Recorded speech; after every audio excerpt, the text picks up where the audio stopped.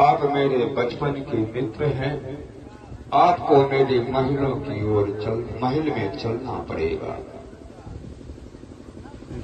इधर आ जाओ, हट जाओ। हो गया, हो गया। सुदामा कहने लगे, देखिए सुदामा जी ने कन्हैया से कहा, कन्हैया मैं इसलिए अपने पुरी की ओर जाना चाहता हूं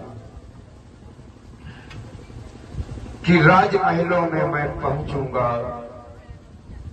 मुझ जैसे गरीब को देख करके बड़े बड़े घरानों की राजकन्याएं हैं, वो मेरी हंसी उड़ाएगी, साथ में मेरी हंसी के साथ साथ तुम्हारी भी हंसी होगी द्वारिकाधीश।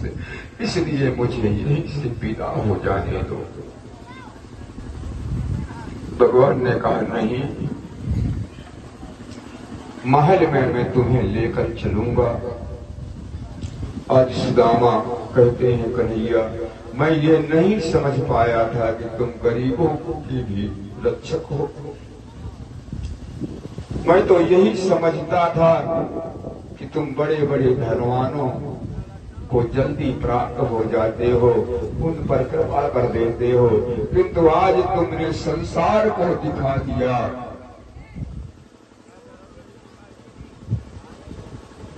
कि संसार को दिखा दिया कि मैं गरीबों का भी पालन करने वाला।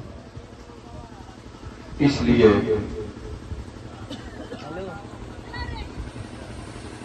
भगवान कृष्ण सुदामा का हाथ पकड़ करके चल दिया महल की ओर। अपने राज सिंहासन महलों पर आए हैं।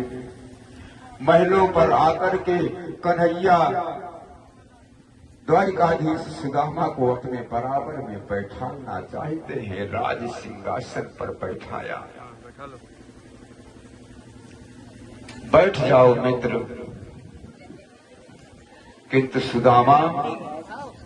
सुदामा ने कभी राज सिंहासन में तो बैठा नहीं था। राज सिंहासन के नियमों को कैसे जाने, कैसे बैठा जाता है। कभी उल्टा बैठते हैं। कन्हैया बार बार कहते हैं, नहीं मित्र, ऐसे बैठा जाता है। फिर बैठाने का प्रयास किया, सुदामा नीचे बैठ गए। कन्हैया कहते हैं, मित्र ऐसे नहीं राज सिंहासन पर बैठा जाता है, अच्छी तरह से बैठो ना। सुदामा को बैठाने का प्रयास कर रहे हैं। सुदामा कभी नीचे कभी ऊपर बैठ जाते हैं, क्योंकि राज सिंहासन में तो कभी बैठे नहीं थे। आज कन्हैया ने बराबर में लेकर के पहले स्वयं बैठे और बराबर में हाथ पकड़े पकड़े सुदामा को बैठा लिया। रुक्मिणी जी आश्चर्य देख रही है कि कैसा ये, जिसके पहनने के लिए वस्त्र भी नहीं है, पैरों में जूते नहीं है, कैसा ये व्यक्ति है जिसको लेकर के राजमहलों में आए हैं।